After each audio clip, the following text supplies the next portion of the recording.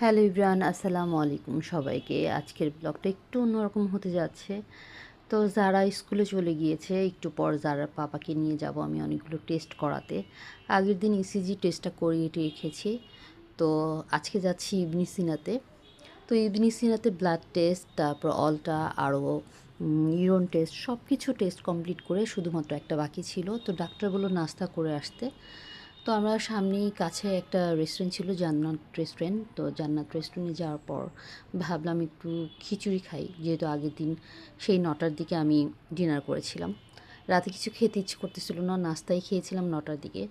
তো সেদিনও ডাক্তারখানা থেকেই আসার পর ঘরোয়াতে গিয়েছিলাম, ভাবছিলাম যে খিচুড়ি খাবো, কিন্তু শরীরটা ভালো ছিল না বলে নাস্তাই করে আসছি। রাতে আর নাস্তা করতে ভালো লাগতেছিল না, তা আমি ভর্তা খেয়ে খেয়ে ঘুমায় পড়ছি। তো সকালে তো টেস্টের জন্য চলে আসলাম। তো জান্নাত রেস্টুরেন্টে আসার পর একটা খিচুড়ি নিয়ে নিয়েছিলাম, সাথে চিকেন ছিল, ছিল, যারা পাপা নিহারি, রুটি, বুটের ডাল নিয়ে নিল। তো টেস্ট করিয়ে তারপর বাসায় চলে আসলাম। আশা করি সবার ভালো লেগেছে ভিডিওটা। সাথে